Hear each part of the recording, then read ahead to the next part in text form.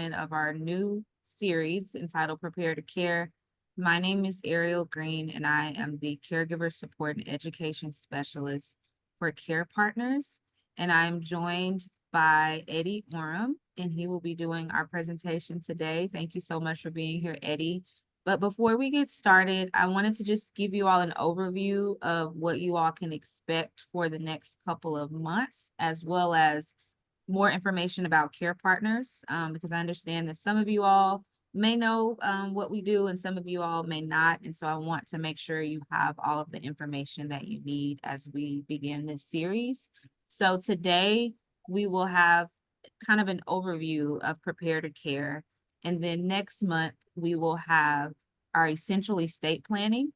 And then the following month, we will have just general community resources for family caregivers.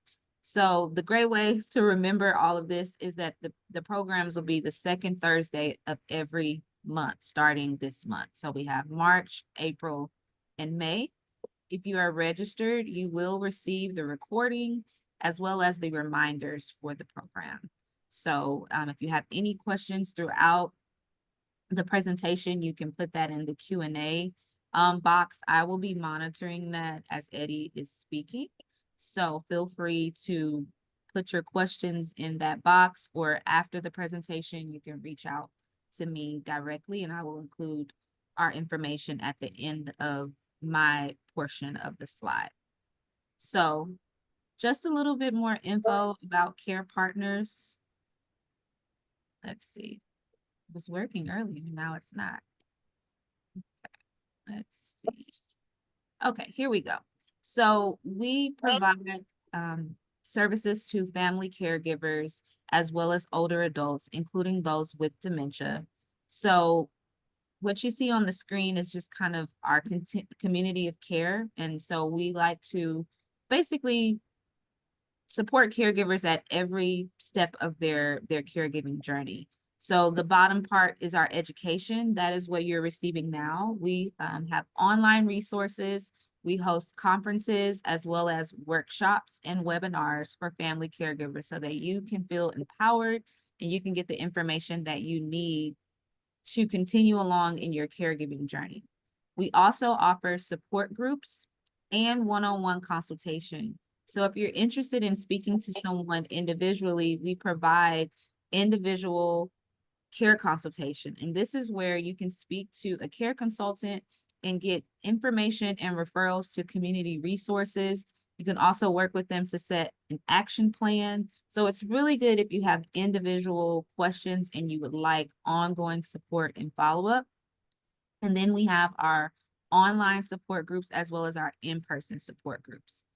Then we have our 2 activity programs, which would be the Gathering Place and our Dementia Day Center. And this would be an activity program for those that have dementia. The Gathering Place, we partner with faith-based organizations and other congregations to put on 3.5-hour programs. We go as far as Conroe all the way to Clear Lake.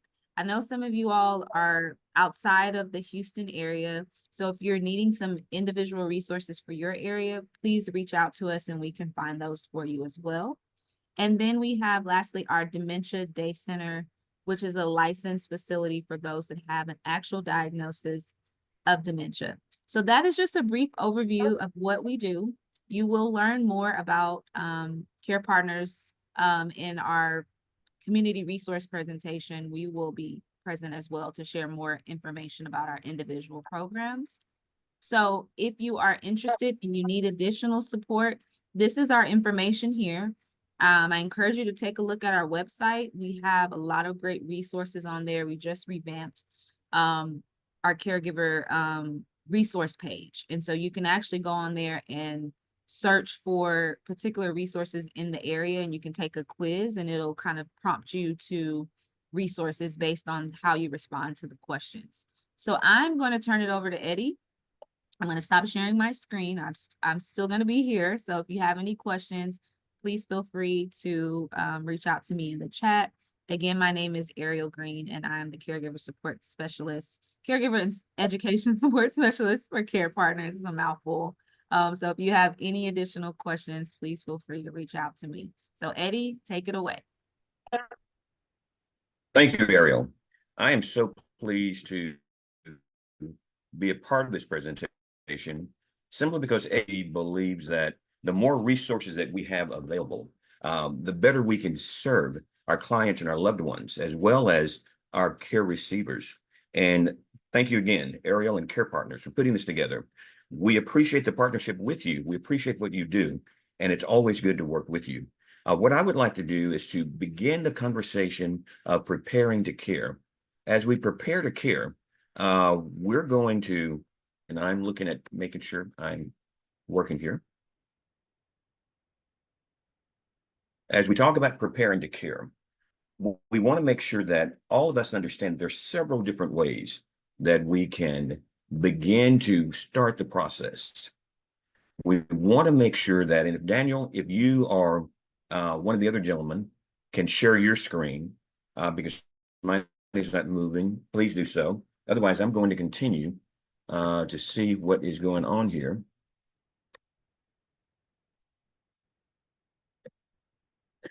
In this session, we're going to take over several steps.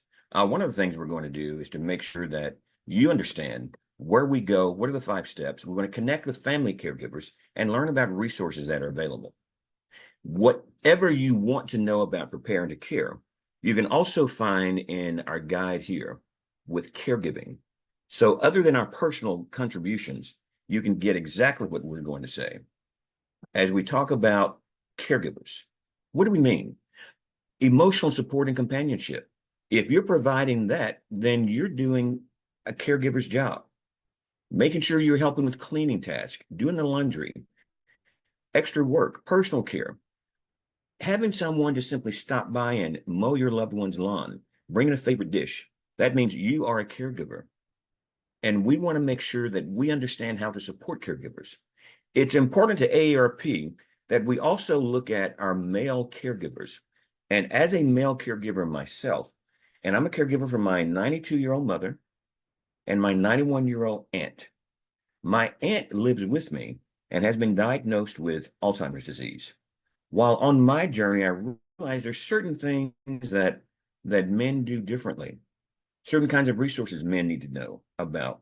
So AARP has begun to add to our Prepare to Care session how to bring men into the fold, how to understand different people with different styles working together. We do know that some men plan and care for loved ones differently from our female partners. Understanding my care style will help me to be a better caregiver. Understanding your caregiving style helps us to be more supportive of each other. And realize when we say male and female, we mean that very generically because it's all about personality style. It's also important to understand how we grieve. Having a 91 and 92-year-old loved one, I realize that that's an interest that I must pursue to make sure that I'm prepared. And we also look at the fact that many of us grieve differently. And we're going to talk about that in a little bit, but understanding again how we grieve may assist us in supporting our loved ones. Few statistics on male family caregiving. Almost half of male family caregivers experience moderate to severe physical strain due to caregiving responsibilities. We are not taught the nursing duties. We don't do a great job asking for support. We're finding that we do, as men, want to make sure that we are defending and protecting our family. But compared to caregivers for an aging parent, we do different things. For our parents, we tend to bring in outside resources. For our loved one or spouse, we tend to do more things ourselves. 40% of caregivers are men. And I'm going to try this again, yes. We're having more and more females who are getting the Alzheimer's dementia and other dementias, which also signals to us that we're going to need to prepare ourselves as well as our male counterparts to understand the idea of caregiving. Male caregivers are a demographically diverse group. So it's not that one ethnic group or one cultural group of men tend to be caregivers more than the other. We also don't tend to tell our employers that we're caregivers, but we nearly half the time, half of us took time off from the work due to caregiving. Here again, men tend to be more private. Um, we're not discussing issues as well as we should, or perhaps others will do. Positive emotions also exist with feelings of isolation, stress, and strain. Again, we're not asking for the resources. We're not having the conversations with our counterparts to make sure that we understand this. The question here is, are you prepared to be a caregiver? And that's what we're going to center our conversation on today. Again, I want to say it's going to be in several different aspects. One very difficult part is starting the conversation. When do you notice that a loved one might have a special need? Who do you speak with? How do you get your care receiver involved? So we're going to talk about the conversations. How do you form your team? Realizing that we all need support. What do you do to form that team? Once you have your team, how do you make a plan? What are you going to do? How are you going to do it? Finding support. Who out there, like Care Partners and AARP and other organizations, are there to assist you? We're beginning to come together as a group such that we can always resource out care to other agencies who might be better to meet your needs. And most importantly, is how do you care for yourself? Caring for yourself is extremely important. And we're going to talk about that aspect as well. Let's begin with starting the conversation. As we begin that conversation, you want to look for an opening. Every opening may not be the best time to begin. With my mother, who had an accident 10 years ago, she was fine. The car was such in tragic condition, they had it covered. One of the first things my mother said to me was, "Son, I'm so pleased that you're not asking me to stop driving." That's when I kind of recognized perhaps this is not the right moment to have a conversation. And whenever we begin that conversation, we want to respect our loved ones' wishes to the extent that we know this is about them. It's about what their needs are and how we can respect and take care of them. And it's important to know that even though my loved one might have dementia, when my eyes show frustration, when my voice is strained, when my body says, "You've asked that question," she sees that. So we want to always remember that it's about our loved one that we're focusing on. And with men, many times we want to solve a problem. Caregiving many times is not a problem you can solve. It's a problem that you want to make your loved one very comfortable. As we look at the different types of situations that we can be in, size up your situation. What are the needs of your loved one? How do you begin that conversation? Who should be a part of that conversation? You might even want to practice that conversation. How do you bring family members in? But size up the situation to an extent that when you make the approach, it's going to help them to be more comfortable. Some say even involving it with a meal, a lunch at their favorite place, where you're there in an environment, they're already in a very good mood. I also learned that you want to review those finances. And we have other sessions that are coming up later with Care Partner series. They're going to go more in depth to these. But once you become a caregiver for loved ones, you want to have access and information to their bank account information. You want to also reevaluate your bank account situation because you're going to begin sharing finances. And there's so many different laws out there for support issues and insurance issues where you need to make sure that their financial situation is legally in the appropriate place. Investments. Many times you have loved ones with investments. You will need to know what those kinds of things are. And again, that conversation is how do you get that information? My mother's pretty private with her financial information. So I actually use the AARP Hurricane Prepare to Care handout. And it was basically, what do we need to pull together to make sure if we need to evacuate Houston, what do we take with us? While preparing the hurricane plan, I was actually able to find out more about the bank accounts, the investments, and the insurance and other finances. So you want to go into this very carefully, and you want to make sure that you're thinking about your loved ones again, because some people are comfortable discussing finances, others aren't. And through a session like this, and I always learn from you guys, I realize that we also need to add PIN codes to this. So many times we think of the big things, but we don't know the PIN codes to actually begin accessing information. And here again, be prepared to counter resistance. Many of our loved ones simply just don't want to talk about it. So we have to make sure that we're in a position where they're comfortable, they understand the need. It might be a case where I begin talking about what I need to do to get myself set up, and then enter the conversation with, well, what about you, Mom? What about you, Auntie? What about you? What do we need to do to begin preparing these kinds of things for you?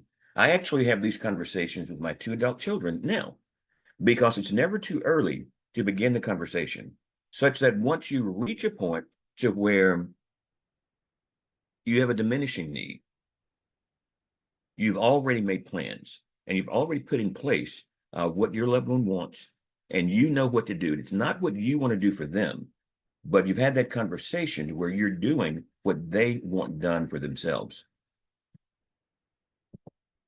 Now, as we form our team, that's very important, and it's very different as well. As we form the team, we want to make sure we look for people who live nearby, simply because they are helpful. I have a neighbor who has a key to my place in case I need somebody else to help enter the house. But also, it can be someone who does not live nearby. My grandmother actually used to assist young ladies who had complicated relationships in their homes, and they would live with her. One of such ladies considers my aunt her little sister. So her call from California meant a great deal to the success of my caregiving abilities. You want to also look at people who can help with simple tasks. It might be someone who can cook that favorite dish of your loved one, someone who might be able to cut the lawn, someone who can share their talents. My mother was an opera singer. So where she's living, someone who's there with her plays the piano, and they play and sing together. So look at those different talents. Now, what I'd like to do is bring Jerry into the conversation at this time. Jerry Ortiz is an individual who has also been a caregiver for his mother-in-law who has Alzheimer's, and was a caregiver for his father. And our condolences, Jerry. I know your father recently is deceased. But Jerry, question, can a willing family member be an inappropriate team member? Great question.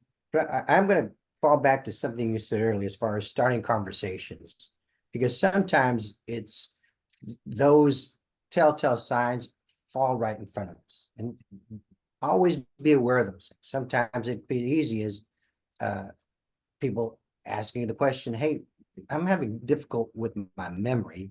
What do you think I should do about it? You know, again, in the full conversations you have with them day to day, everything, you know, again, when you're associate with someone daily, it's harder to see what someone comes from a different perspective comes. You know, you can may notice some changes faster than others. Also, just things like falling down. So just some things that kind of are very vivid in my mind to just have those conversations. But also, Eddie's so right in all respect to the care recipient.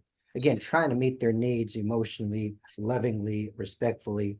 You know, one of the things is again, always just asking the question, can I look in, can I help? And you know, work yourself into that conversation with as much respect we can. But yes, so remembering to answer your question as far as willing family member being an appropriate team member, remember the main focus always has to be the care recipient, and always remember that when you're dealing with family, you know, emotions make things difficult. They just always do. So always remember that first. Something is the reality of family members accepting you know, conditions of their mother or father. That's hard to do.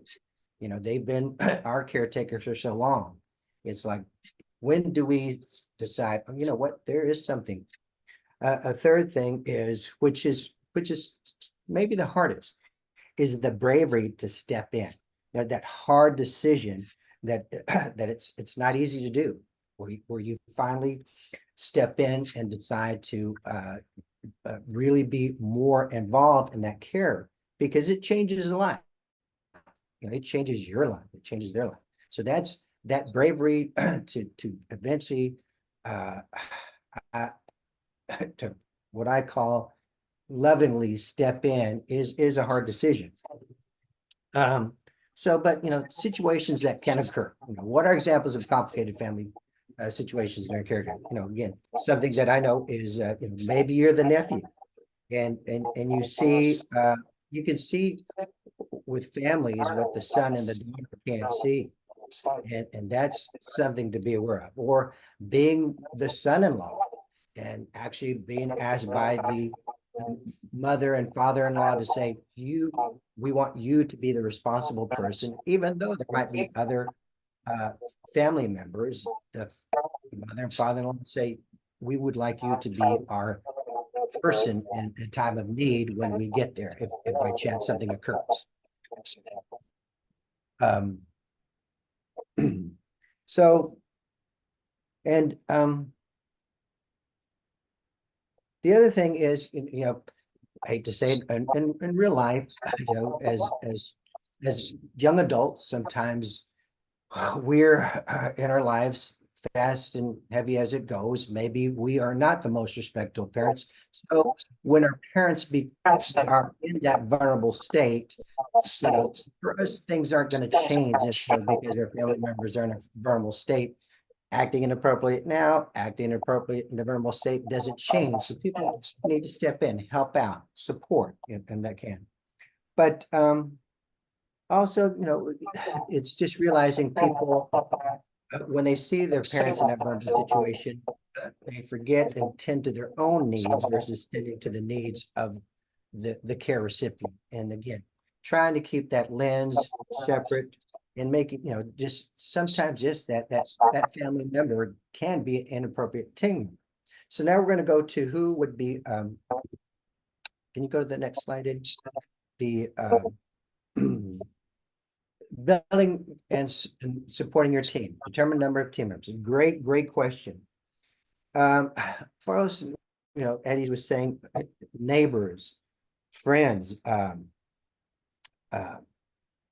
then something else as important involving, again, as time goes on, you'll find out the pediatricians that you see become part of your team. The caretakers that eventually help out, whether it be professional caretakers or friend caretakers, both are part of your teams.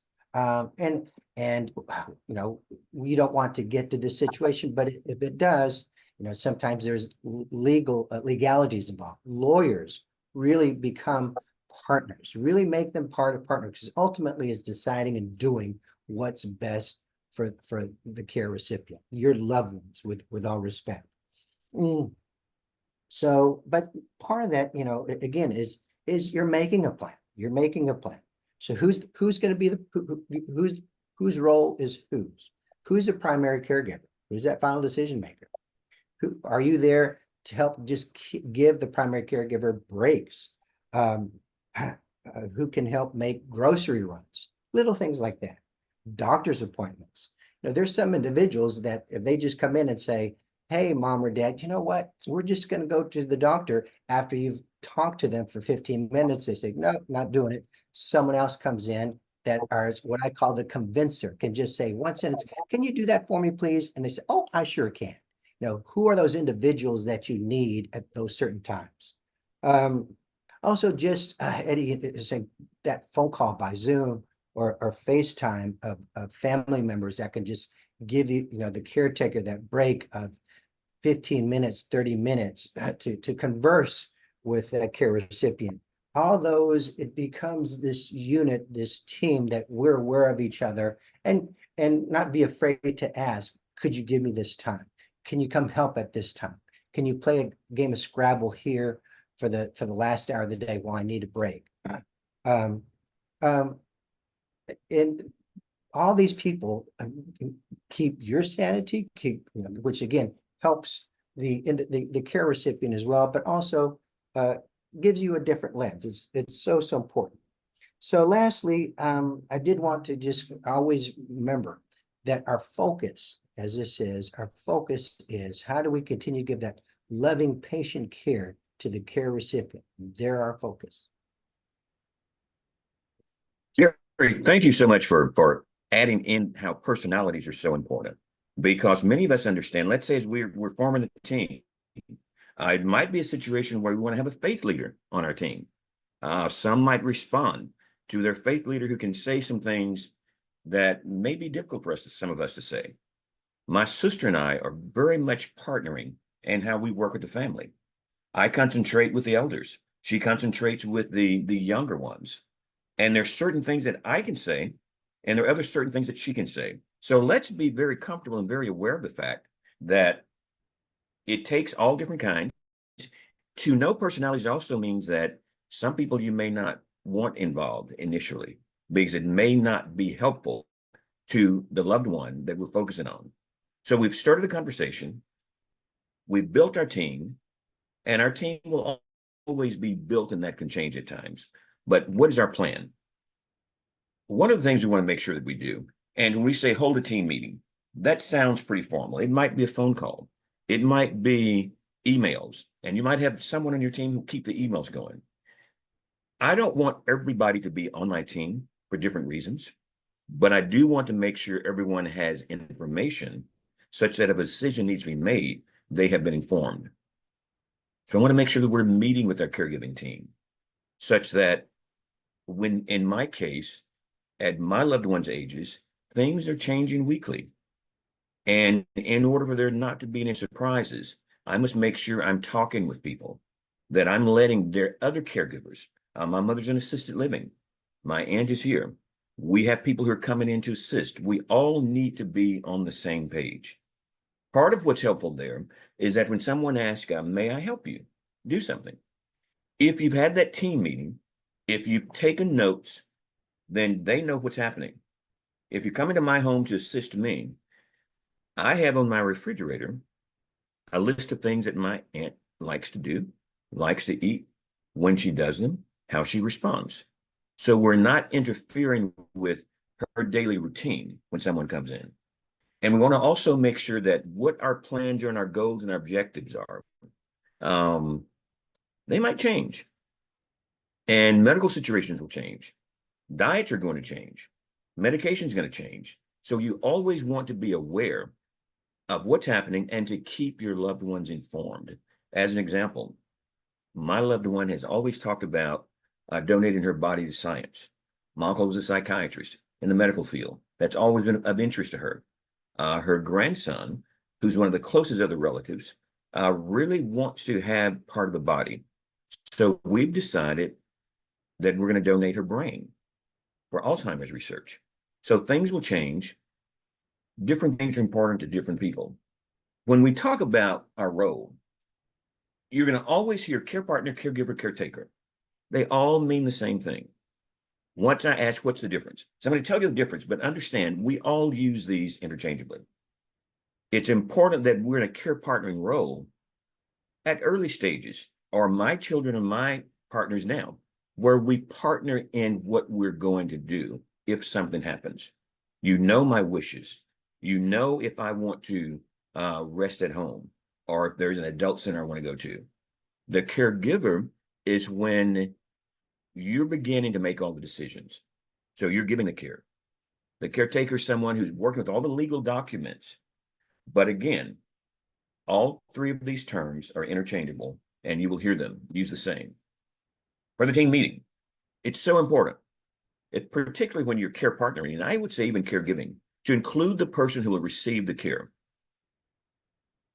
Even when I take my loved ones to the doctor before we were doing more telemed, if the receptionist wanted to give me the paperwork, the personalities of both my loved ones, both very strong, aggressive, intelligent African-American women, would respond with, well, these are my papers. Why don't you give them to me?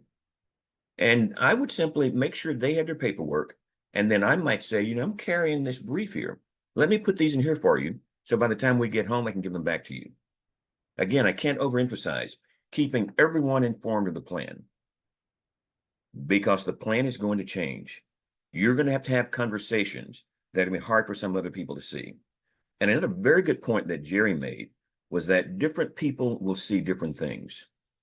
You might be too close to a loved one to see the differences because you see the slow changes. Someone else might understand, well, when I was here a month ago, this was very different. So make sure that you're open, you're sensitive, and you're taking care of your loved ones. And delegate responsibilities. That's not easy for me to do because I really want to be the one to take care of things. And sometimes it's easier for me than having people calling, asking questions, or coming to my home. And I had to realize that I need these other people here, as Jerry mentioned, for my own sanity, for them to see the situation. I learned through my aunt, who is very intellectual still. Her memory shot, very agile, walks up 3 flights of stairs easily. So other loved ones thought, well, she doesn't have the problem. Why are you making this stuff up? One day out to dinner, someone that she's known for about 25 years was told by my loved one, it was so nice to meet you today. It's those little moments that you realize that you need other people around to see what you're seeing and understand what they're not seeing. Finding support.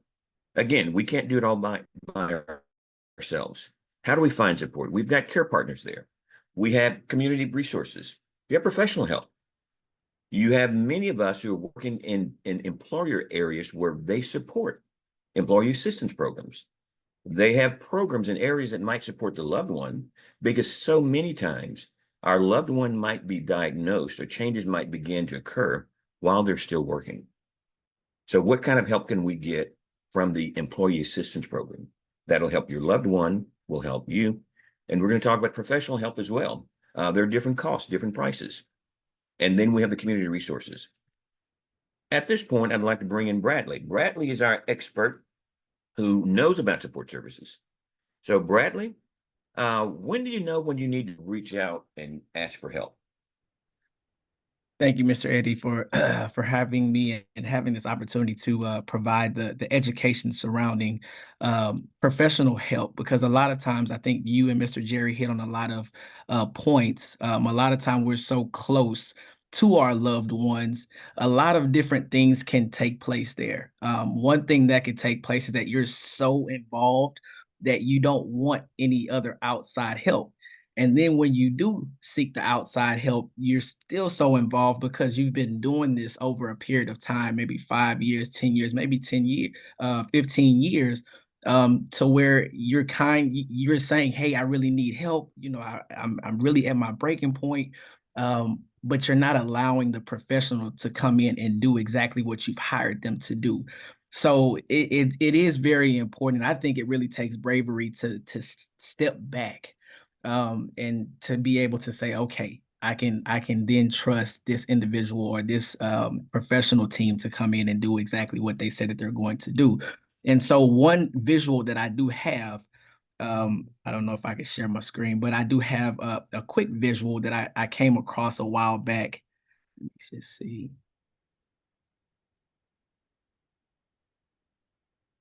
I might have to stop sharing in order for you to share. Okay, I hit the share. Can y'all see my screen? Not yet. Okay. Okay. Okay, so this is just a quick visual of the different phases that people go through that are providing that one-on-one care for their loved ones, whether that be a spouse, whether that be a parent, an aunt, uncle, whatever the case may be. Here are some signs. If you recognize these signs, then maybe you're reaching that point of needing outside care. And so one of the things is just being easily frustrated, right? So that's something that could take on, we're kind of shouldering that stress. And if we don't have brothers or sisters to help us to shoulder that stress, we then take on that burden ourselves. And so it is easy to get frustrated when we go home to our personal lives, and then just snap a simple little question. Hey, mom, can I have a juice? No, you can't have a juice, and you snap, right? And you're like, where is this coming from? But you have to really recognize all the things that you're involved with and all the things that you're struggling with throughout that week or that month or that day. Extremely tired. You're putting so much energy into this person that you find that when you come home to your personal life, you really don't have enough energy to expend for your loved ones, and so you're actually absent. So you think that, okay, well, I'm going to shoulder this responsibility myself. It's easier for me to take this on myself, but really you're not able to give that person that you want to be inside of your home, uninterested in things that you usually enjoy. That's something that the first thing that goes is self-care, right? Because you're so involved and you're so in depth in the loved one that you're caring for that you give up yourself. You sacrifice self in order to give to someone else who may have given to you growing up. Forgetful, foggy, you kind of start to take on those characteristics that the person that you're caring for. And we know that dementia, you are forgetful, you are foggy. So you kind of start to take on those characteristics as well. Again, quick to anger, depressed. Why am I so sad all the time? I really can't pinpoint it as to why you've given up a lot of yourself by pouring in to someone else. And the saying goes that you can't give to someone else if you don't have. And you're really, really starting to really reach that caregiver burnout phase and coming to a point to where it's like, what do? I really need help. I want somebody. Why doesn't anybody understand me? It's probably time to reach out to outside sources at that point, if any of these are starting to sound familiar to you. And so then we get to a point as to, we say, okay, well, how do I then go into finding an agency or a private caregiver? Some people may reach out to private caregivers, and all of that is fine if that's the role that you're deciding to take. So I just have a couple of questions, and this isn't the end all be all of questions.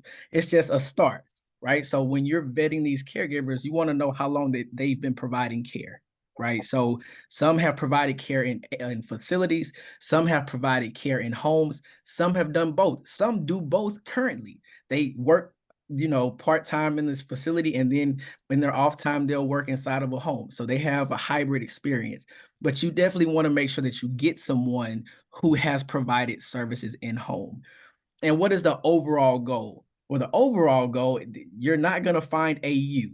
So I want to be clear about that. You're not going to find a you, Mr. Eddie. So just understand you have to give a little bit of grace, but also understand what you're getting in return. You're getting the experience, the care experience for that particular medical condition, which brings me to my second question, right? So you want them to be, don't ask the do you questions, the yes or no questions. You want to have it open-ended to where they're able to explain their experience. So you want to say, tell me about your experience with said medical condition. We're talking about dementia, we're talking about Alzheimer's. You want them to be able to tell you about their experience, particularly as it pertains to Alzheimer's. Right. So as they're telling you, you're starting to get a feel for them personally, you're starting to get a feel for them professionally. And then what I always, as I'm vetting my caregivers, my staff members before they come onto my teams, I make sure that they're comfortable with a background and a reference check. And if they start to kind of crawfish a little bit, like that's probably not a good sign. So I'm just gonna let you know, you definitely want to introduce that and be fully transparent to let them know that you will be doing a background check and reference checks, and make sure that when they do provide those reference checks, that it's not a family member, right? So you want to make sure that they're providing professional references to you. So that's just kind of a start as far as if you're vetting private caregivers. I think I made a mistake here. This is really intended to say vetting agencies because that's what we're focusing on here. So I apologize for that mistake. And I still didn't, okay. Yes, we understand. I still didn't spell it right. Come on. So I apologize for that. So you want to know how long they've been in business, right? So somebody that just started, you kind of taking a chance there. They could be at great agencies, but you don't really have a lot to choose from in terms of experience. So you want to know how long they've been in experience. Are they licensed with the state of Texas? That matters because that's the accountability factor, right? So you want to be able to hold them accountable. They have something to be accountable to, and if they are licensed in the state of Texas, they do have an accountability there that adhere to as far as retaining their license. And then you want to know if they have insurance, right? A lot of times, that's not a question that's asked or posed to the agencies. Most of the questions is, do you accept insurance? But if you're bringing this agency into your home, you want to know that the caregivers that are inside your home as well are covered if any accidents take place or anything happens. You want to make sure that you guys are covered and that the staff member is covered, that your possessions are covered. So definitely want to make sure that you are asking those questions. And then you want to know, I think the question was, what is a good fit, right? Well, you hire that person, whether that be a private caregiver or whether that be through an agency, right? You want to be able to observe them if you can. If you can be a part of that first day and see how they deliver the services. It's not necessarily what you do, it's how you do it. So if they're delivering the services, and it could be something simple as just saying good morning and sitting down with your loved one and observing that person-to-person interaction. And if you feel and trust your gut, that's discernment. Trust that. If you don't get a good feeling about that person, then it's probably chances are that's your gut telling you that it's not a good fit. And then you want to make sure that they're delivering it with competency, right? A lot of times, and I think that was a question for Mr. Jerry, but there is a such thing as a wrong fit. If they don't demonstrate that they know about the disease or the medical condition, then you probably don't want that person either, because especially with Alzheimer's, there are stages to this. And you want to make sure that you maintain that consistency of caregiver coming in and out of the home, because they're able to establish a baseline of what's normal. And as there is a decline, that person can be in place to observe that decline and then communicate that to you as the family member. But if they don't have the competency, then that behavior, they don't know what's normal. They don't know that, yes, in Alzheimer's, that they're going to demonstrate this behavior eventually. Hey, don't panic. This is normal. Okay. Here are some steps that we can take to prevent this or at least mitigate it. And so then you want to make sure that they're consistent. A lot of times the reference check will demonstrate their consistency as far as reliability, them showing up, and then them being there for your loved one. Because again, that revolving door is not a good thing for anybody, but especially somebody with a cognitive disability. You want to make sure that they are able to demonstrate that consistency coming in and out of the home. And that person, that care recipient, does look forward. Yes, there is a decline cognitively, but they do look forward to this person coming into the home on a consistent basis. So you want to make sure that that person is able to maintain that consistency in coming in and out of the home on a day-to-day basis, and a week-to-week, month-to-month, or however the extent of time goes. So I hope I answered the question, Mr. Eddie. If you guys have any more questions, thank you once again. Yeah, if you could stop sharing. Okay, well, here we go.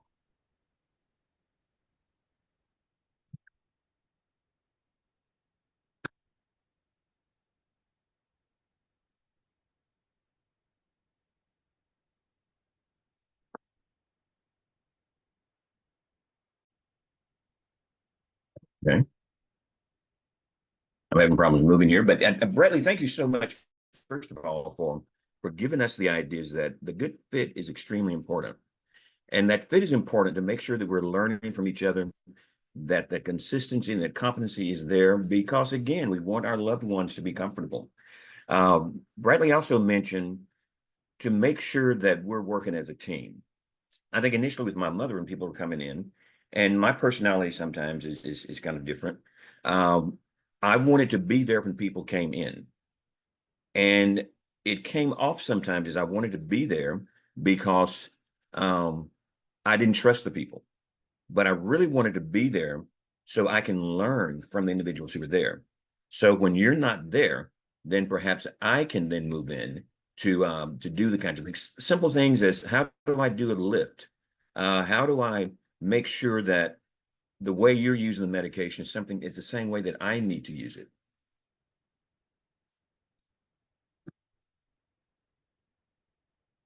And we're going back again to, Eddie, we have a quick question in the chat that I wanted to address. sure, okay. Since we're on the topic of home care.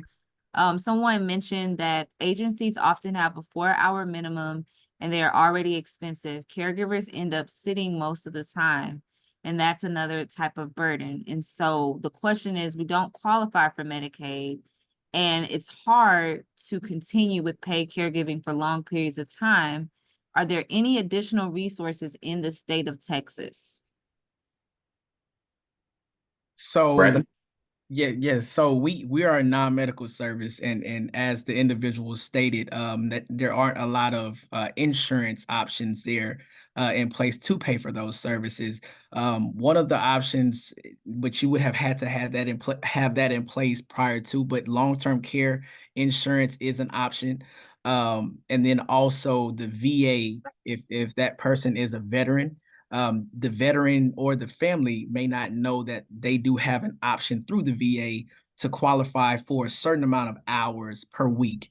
And so in that authorization, that is something that they could go through their social worker, through their primary physician, through the VA, and then they would get that authorization. But as it pertains to certain caregivers that are just sitting all day, that's something that you want to address with the agency. If you're going through an agency, like, hey, this is what I'm seeing. A 4-hour minimum to us is important because you want to establish that consistency. So when you're asking a caregiver to come for 30 minutes here or 2 hours a day here, one, you really can't establish a baseline in that short period of time. And especially if that's not something that's being asked of them on a consistent basis. And so what I would always encourage my families is to look at it from a perspective of, you don't want a revolving door of individuals coming in and out of your home, but in that same sense, you want somebody that's good, you want them to be motivated to continue to show up on a day-to-day basis. And the chances are anything less than 4 hours is not going to be motivating for the care professional to come in on a day-to-day basis to really establish that consistency and baseline of medical condition. Thank you, And I think Brad. that's part of that interview process as well, for you to make sure that what needs to happen during that off time and how your care worker can assist you and the family. I have found many times that during some of that spare time, that's a good time to get to know the family members, because I just cannot imagine the care team coming in, different homes, different families, different personalities, different family dynamics. And you want to kind of figure out who is that person that I can say some things to, who can maybe relate that to the loved one. So much is involved there, but thank you so much, Bradley, for your response to that question and so many others. So we're talking about hiring help. You want to also make sure that you're securing their safety. So if you need to have home changes, AARP has what we call the home fit guide. In my particular situation, I had to remove a rug. I had to make sure I tighten a rail. If you have a loved one who enjoys certain things in the kitchen, how do you lower those? And then you want to look at exploring housing options. And that's a different, with my aunt who has a very positive cognitive reserve. I can imagine her living with me until the end. And I can see bringing outside help in as opposed to needing a memory center. So based upon you having to find out, when can I not do it on my own? Are they falling? Are there feeding options you can't take care of? And so many times when I attend support groups, it's the only time I'm the youngest person in the group because everybody else is a spouse. I'm a nephew. So you might have loved ones who are elderly themselves, who might be even sickly themselves. So you need help many times because you need to save yourself. As housing options, you have options where you might go someplace and you and your loved one both live together. It might be one side for memory care, another side for independent living. So there's so many options. And as we care for, go ahead. No, I'd like to add, which I think Ariel said, there are some community resources as well that may not be care, but maybe places they could spend time at, for socially and as well as cognitive stimulation.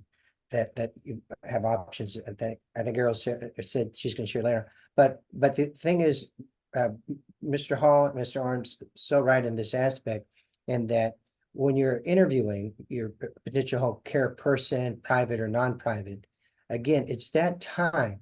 Again, you are full, you are not fully responsible, but the primary, if you're the primary decision maker, it's having those honest questions and discussions as to what your expectations are. And because, ultimately it is about that loving, respectful care that you really want. It's hard questions, but it's real expectations, but it's like, this is what I want. This is what I want to see. And then when things don't happen, you want is being, that day saying, this is what I want and this is what we need. Are you a good fit? Because Mr. Hall is so right. Is that person a good fit? And I'll be honest, sometimes it's not the first person, not the second person, maybe it's the third person. But ultimately, again, it's the focus, as Eddie said to begin with, is the recipient care, that loving care that we want for them. But again, nothing antagonizing, is just like, all right, we're just trying to find the best fit, the best care. And someone who understands the particular needs of your loved one as well.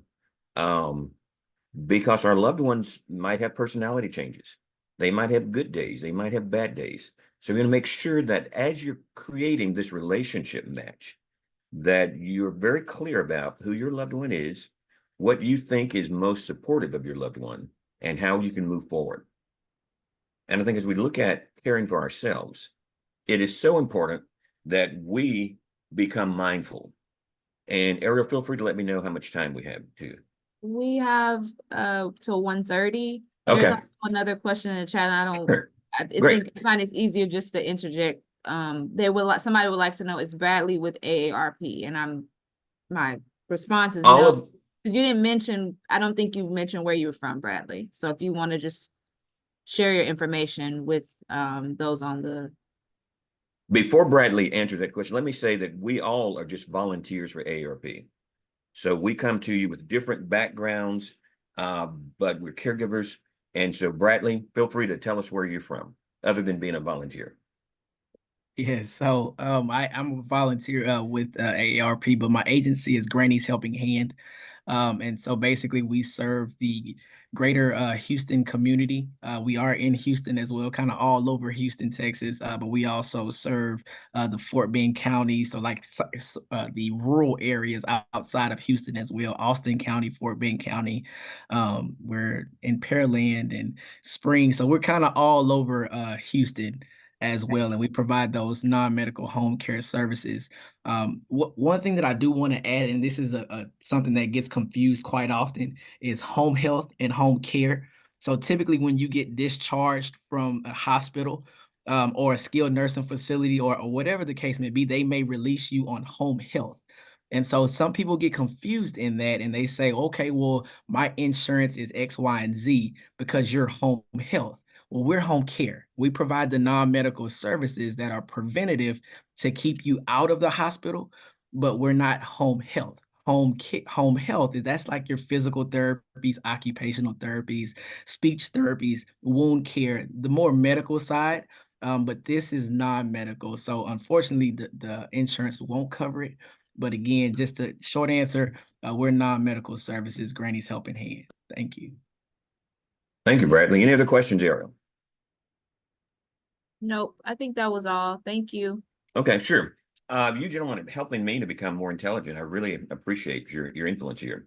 As we talk about taking care of ourselves, I'm an individual who has high blood pressure. It's better now.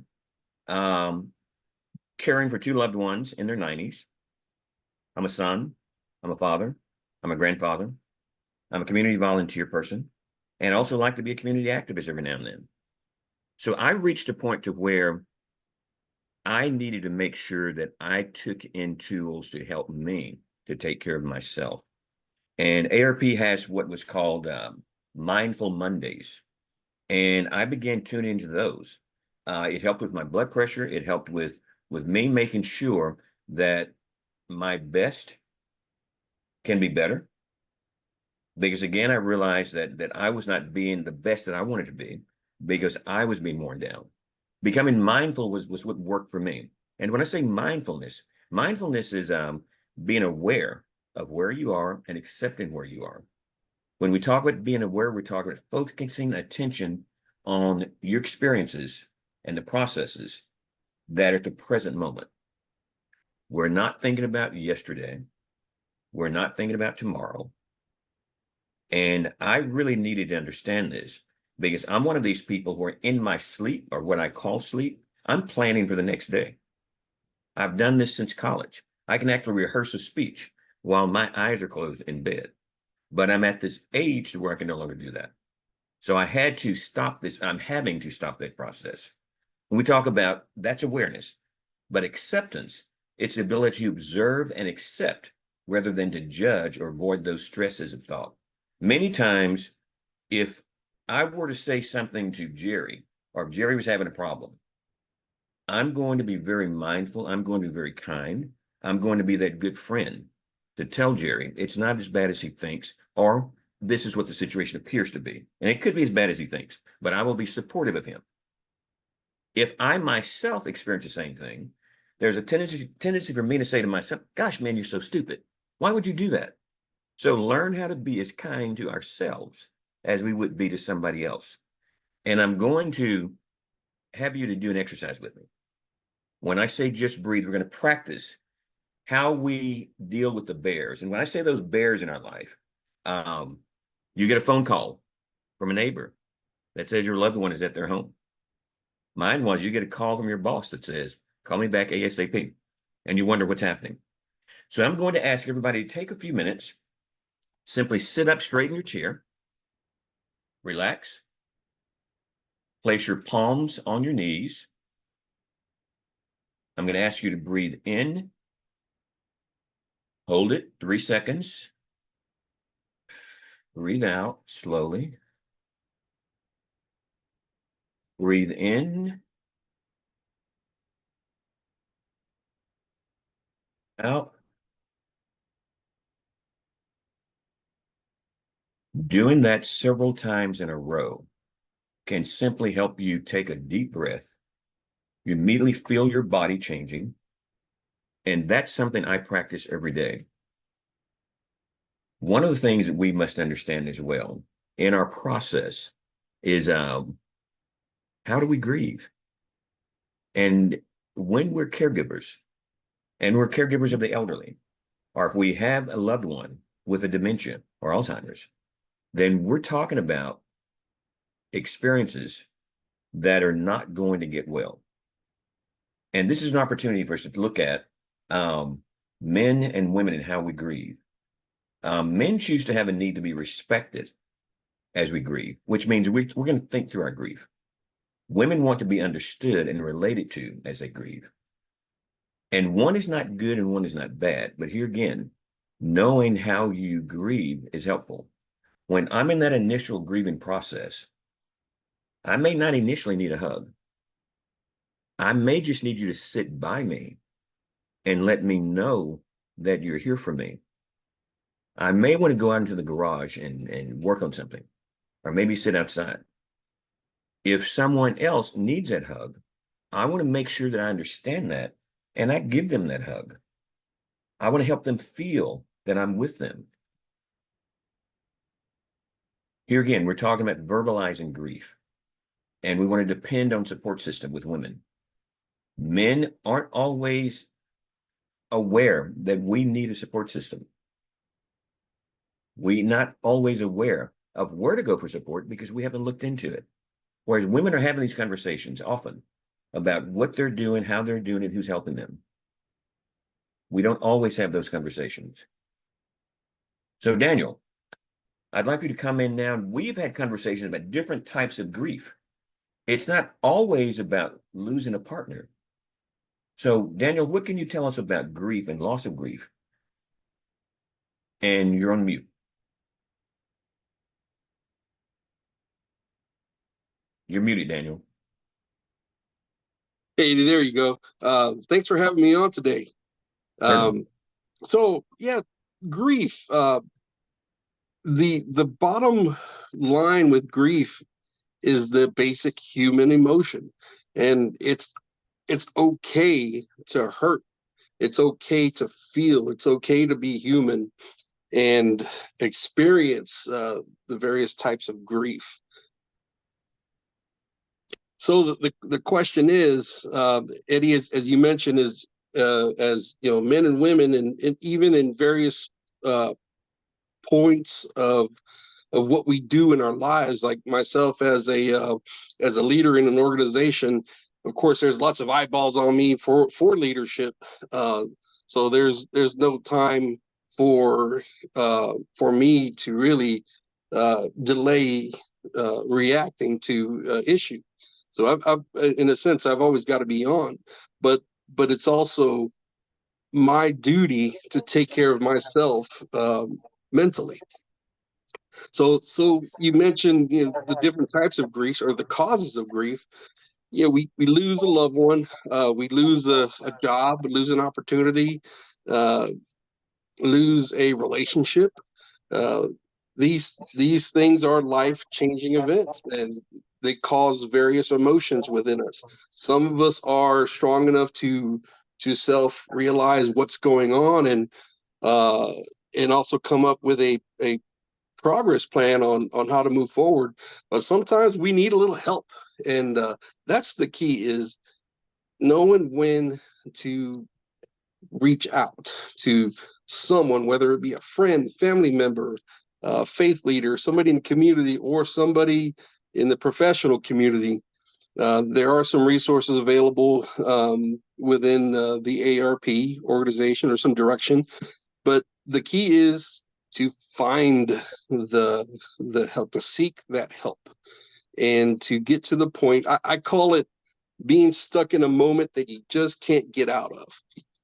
That's when you need to find the way forward, to seek the remedy, to seek the therapy, to seek that solution of what is going to bring the brighter day back to your bring your light back to your life, and develop a solution and deploy that solution, and also to avoid hurtful solutions such as abuse of alcohol or overindulgence. Some people find comfort in overeating. So that's also something to be aware of too. Things that can hurt you, that you're not really understanding that it's also going to cause you to hurt more. So just like in an airplane, if there's a situation, the oxygen mask drops. They say put your oxygen mask on first before you can help others. Make sure your mental health and what you're doing to assist yourself in moving forward through a situation of grief will just bring a positive outcome to yourself and also those around you, who you sometimes we just don't realize how many people are depending on us for the light. So it's up to us to take care of ourselves. That way we can take care of those that are around us. Thank you. It's so important, as Daniel said, for us to be aware of our own emotions and what we're feeling. Research also tells us that grieving can also be a medical condition. There are actually phases where we have looked at different people's heart and see how it changes. It's heavy. So we want to make sure that we take care of people. I had a conversation recently with my godson, who was explaining to me that he and his wife had a miscarriage. And he began telling me how he was supporting his wife. So we began talking about how is he getting support. And he was one who shared with me that an unborn child is part of a grieving process. So we want to be aware of how we grieve, know the differences in the ways that people grieve, and make sure that when you're supporting your loved one, you're supporting them what they need and not necessarily what you need. This was a piece that I really enjoyed, where our grief just needs to be witnessed. We many times have a fingerprint that's very different from everybody else's. Our grief can be the same thing. We want to make sure that as someone's grieving, we simply are present for them present in a way that they understand that we're there for them. Not that we're there to take them out, not to say to them that they shouldn't be grieving, not to say our loved ones better off where they are now, but just simply sit there and allow people to grieve in their own ways. We at AARP have several different ways we can support you. We have the caregiving website, aarp.org/caregiving. You'll receive all this information. We have the financial workbook, because we find out many times that from a financial standpoint, I may have to spend more than I thought I was going to spend. We might need to know the finances of our loved ones to see, can we really hire people outside of the home? We may need to see if their finance structure will interfere with the kinds of assistance they need later. And preparing to care guides are available. We can also send those to you, and you can actually see those on aarp.org/prepare to care. And you'll receive this information. We have it in a military veterans form that's different laws. We have prepare to care for our LGBTQ plus community. We also have an Asian version. So we want to make sure that we are sensitive to all the different neighborhoods that we have and all the different prepare guides that you can find. I think one of the most interesting pieces that we can help too is in family conflict. As we talked about in setting of our team, as we talked about with getting resources, families coming together bring lots of baggage. We bring lots of love together, but we bring personalities who may not have been good at business situations moving forward and cooperating with each other. So let's learn about how can we take care of issues where caregivers are often pitted against siblings. If I spend more time with mom than you do, I might see some things that you may not see. If you're not there all the time, you might see some things that I don't see because I'm accustomed to the changes. Mom's friends might actually see something that neither of us see. We don't know what mom is thinking or saying because she may not tell us, but she may tell others. Medication management is extremely important. As we age, there's a tendency not only for our bodies to change and how we react to certain medications, but we tend to always continue medications from one doctor, get another doctor, and we start taking those new medications. I was one of these people. I had knee surgery and had some ibuprofen that I was taking for my knee. A year later, my doctor asked, "Why are you still taking ibuprofen?" I said, "You didn't tell me to stop taking it." So we want to make sure that we're looking at management. I had a case where one of my loved ones, my mother, was hallucinating. And I was really struggling with, how do I help you to be comfortable? I would say, I see it, I'm removing it, it's gone. I did all of the things I could do. I had to call for outside help. I had a fear that it might be Lewy bodies dementia, which causes hallucinations. It turned out that it was a medication issue. All the different medicines that she was taking, combining with each other, created this issue.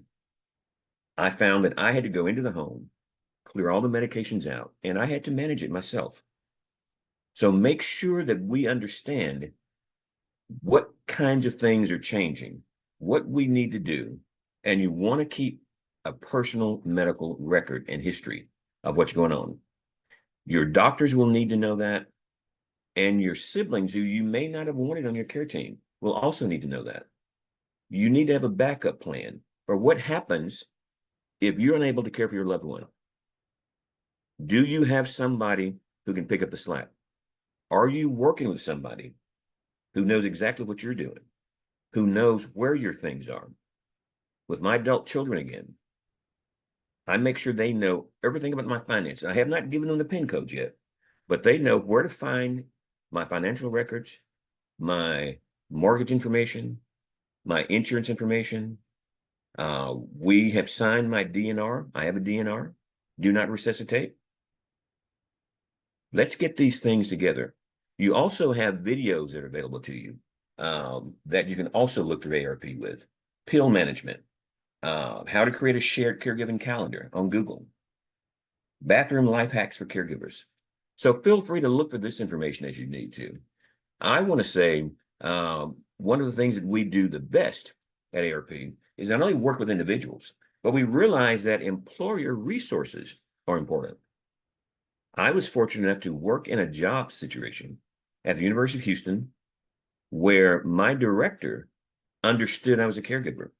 So my time was considered. My duties were considered. We began to work with other individuals in the same office and department who were also caregivers. And AARP can actually come into your office and actually provide resources. We can do supporting caregivers in the workplace sessions.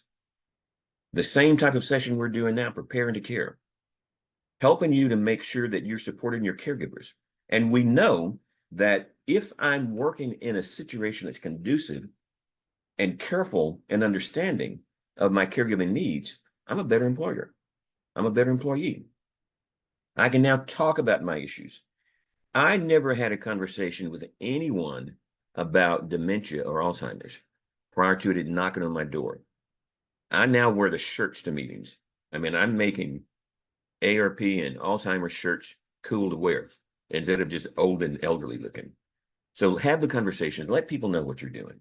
Attend sessions like this. We really appreciate your questions, your comments, and we're going to remove the screen right now such that we can see each other. And let's talk. What are your questions? What else would you like to know? The panelists here, what kinds of question might you have for the panelist? Earl, any more questions? So we do have a question in the chat. They want to know, someone wants to know, how can they volunteer with AARP? Excellent. All you have to do is to go on aarp.org or give me a call at 214-458-6786, and I'll make sure you get an application. But we have a Houston office here in town on Shepherd, and we're always looking for volunteers. In fact, one of our efforts here, these gentlemen have all become AARP volunteers, and AARP is looking to recruit individuals who have an interest in not only learning for yourself, to helping you to be a better caregiver. And our theme is to be able to age as you choose to age. We have exercise classes, Zumba. We have cooking classes. We have gardening classes. We have financial classes. We meet often. We have field trips. So there's a difference between being an AARP member and being a volunteer. We can all be members, but we want you to also be a volunteer. So we can utilize whatever your particular talents are. We have leaders and volunteers who work with taxes, estate planning, insurance purposes. Caregiving is what I came to the organization to do. So I'm very particular in trying to look at brain and heart health and caregiving.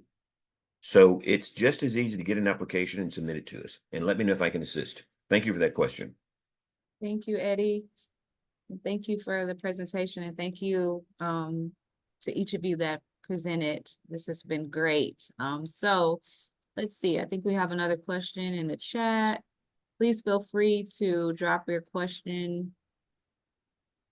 Let's see. Okay, 1 second. The phone number. Okay, I'm gonna type it again. Eddie, can you give that number again? You said 214. Yes, let me give you the AARP number, which, and they might answer it better than I will. That number is going to be. And we will send out a follow-up email as well. Okay. So I'm making note of all the questions here. And the address that we have is going to be on Shepherd Street. It is 2323 South Shepherd Drive, Houston, Texas, 77006. That's 2323 South Shepherd Drive. And that number is going to be 832-628-4931. And also, I'll give you my number again, and let me know if I can assist and lead you in any directions. My number is going to be 214-458-6786. Thank you. And I did put AARP's number in the chat. So Great. that's the number that I was able to type in the chat. So please reach out to them if you would like to become a volunteer. We're so grateful for AARP and the partnership. Does anybody have any additional questions? Let's see. I think we've already answered that one. And while you're looking, I want to give another thank you to Jerry and Bradley and Daniel for joining ARP, being volunteers, and being a part of this Men Who Care, encouraging our best to be better. And we have other team members who are also working in mental health and community building. And we will make sure that you have information when our summit occurs, which will be June the 8th. And we'll make sure we get that to you, Ariel. And Ariel, thank you for your support for ARP as well. Thank you. Thank you. Really excited about the Men Who Care. It's not often that you see, caregivers in the space that are men. They are out there, but just creating that space is awesome. So thank you, Eddie, for doing that. I know we've talked about it a number of times. I'm happy that you are moving forward with putting some things in place. I think it's awesome. So let's see, I think we have another question here. Oh, someone is just saying thank you. Thank you all for joining. And I do want to remind you all, please stay tuned, come back next month. So a lot of the things today was meant to be an overview. And in April and May, we'll take a deeper dive into some of these resources that Eddie mentioned in the presentation. So we just kind of wanted to give you a broad overview. And then, like I said, next month, we'll talk specifically about the legal concerns as it relates to caregiving with estate planning and just getting all your documents in place. And then we will transition into specific community resources for family caregivers. We'll have the Alzheimer's Association on. We'll have AARP probably come back. I think, Eddie, I don't know if we talked about that, but we'll have AARP and care partners, as well as the VA. Bradley mentioned the VA as a resource to pay for some of the care. So we really just want to equip you with that information. And so we'll have each individual organization kind of talk about some of the services that they offer and the ideas that you will be able to connect with them one-on-one during the presentation. So anybody have any other questions? Let's see here. All right, thank you all so much for the feedback. This has been a wonderful presentation. I really like the panel. I like that, Eddie. We didn't talk about it, but I think it worked beautifully. I really like that because each of you all had such a unique perspective as it relates to caregiving. So thank you all so much for joining us today. Thank you. All right, let's see. Any other questions? We have about 10 minutes. We can, let out a little bit early, but I'm gonna, let's say, give it a minute or so. If you would like to unmute yourself, just let me know and I can do that if you want to ask a question live. We're on the webinar feature, so it's a little different than the meeting feature. So somebody would like to unmute, just let me know. Okay, I see we have one hand raised. Give me a second, Michelle. Let me get you on. Let's see here. Okay, Michelle, you are. Okay, I unmuted. Thank Can you hear me? Yes, we can hear you. Okay, so I want two questions real quick. June 8th Summit, what is this? We are, through AARP, having a June summit entitled Men Who Care, encouraging our best to be better. And you'll have gentlemen like you've just heard serving with sessions in mental health issues, preparing to care issues, Okay. issues that deal with adolescence. We're finding so many times that grandparents are raising their grandchildren. Whereas I had the benefit of being able to retire, had my finances in order, had savings occurred. I have the time to take care of my loved ones. We're finding high school individuals who are beginning that role now. So we want to make sure that we're all aware of that. It's awesome. That's good. Thank That's you. good. Thank you for the question. And that's really good, y'all. I think that's a great thing, Men Who Care. Another question is like if I was in work, so I work Monday through Friday, 8 to 5. I do volunteer, but I am interested in volunteering more and with caregiving because I do that for my dad. But also, more into like exercising or massaging. That's because you go with what your talents are, right? besides being a Yes. receptionist here for 27 years of what I've been. But I Yes. do have a little bit of yoga and, I massage therapist, I'm not, but I like to. So how could I go into that as in caregiving? Anyway, That's that's very where I was. easy. That's very easy, Michelle. Once we know what your interests are, AARP then focuses you in that position. I came to AARP. I've been a member of AARP for probably 25 years. I've been a volunteer for AARP for about 5 years. And I simply decided the area that I want to concentrate on is caregiving. Whereas with yours, it might be yoga. I also, as I went through the research to look at how men and the things I didn't know, such as it never occurred to me growing up as a young male that I might have to help my mother put her pants on someday. It never occurred to me that I need these nursing things because in our culture, we don't tend to educate our young men. So I began partnering with male nurses so we can do presentations together. What can we learn from each other? It was kind of odd the first time that my mother had a rehab therapist who was a man, and I realized you're putting your hands on my mother's body. So there are things we have to learn how to be comfortable with. And that's where Bradley was really helpful. It happened to be somebody who was so good, who understood my issues, even though I had not mentioned them.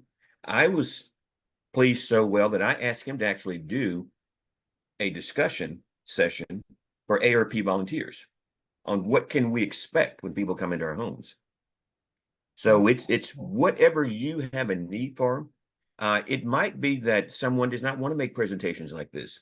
They might want to do tabling. We have movies for grownups where you simply show up and work the table and pass out AARP things and you see the movies free.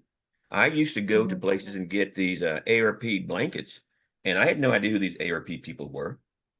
It's just when I came to the point where I said, I want to work with this, is when I decided my role. And now it's a men's thing.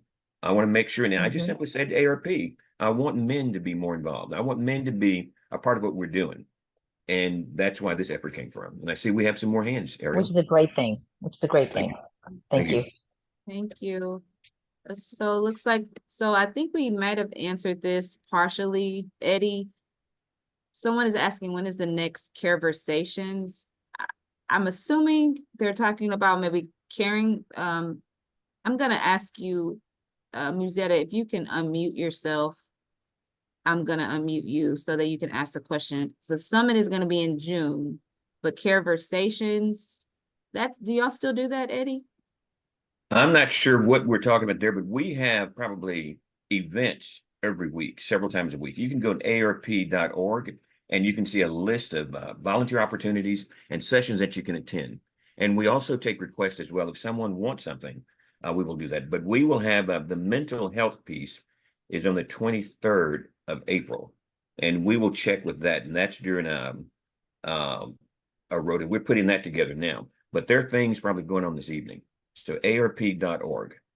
Okay, Be a good place Musetta, to did that begin. answer your question? Yes, it does. Thank you very Okay, much. perfect. Awesome. Thank you. And we invite you to come back to the next session that Ariel is having as well, because we're going to continue this type of conversation. Absolutely. Thank you. Okay. All righty. I don't think we have any more questions. Let's see here. Someone mentioned, I think this is more of a comment.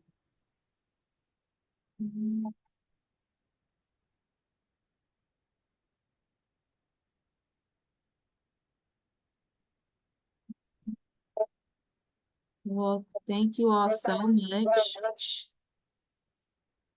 Are there any additional questions before we close out? Give it 2 more minutes.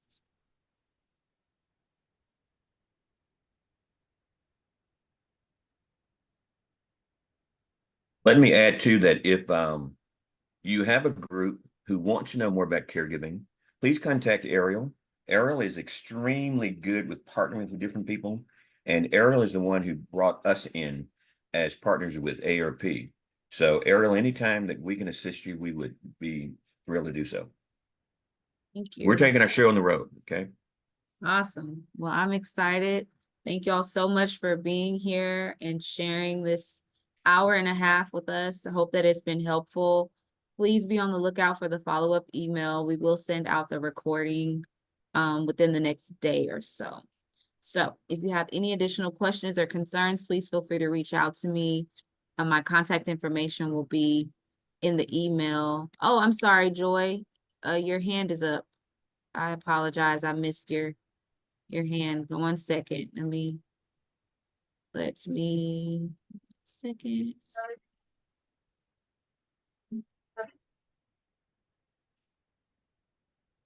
Okay, Joy, there you go. Sorry about that. Hi, Ariel. Thanks for Hi, Joy. unmuting me. Okay, I'll see if I can succinctly get this out. I had started to build my care team. I am an only child. My father passed away. I am now primary caregiver for my mom. This is the problem. Every person almost on my care team, my same age, they're starting to all go through the same things. And so it's just like, well, doggone, I don't want to put anything more on them because, man, we stay on these long phone calls about, not woe is me, but we are drowning in caregiving. And so it's just like, where do you go when we're all in this 50 club depending on each other?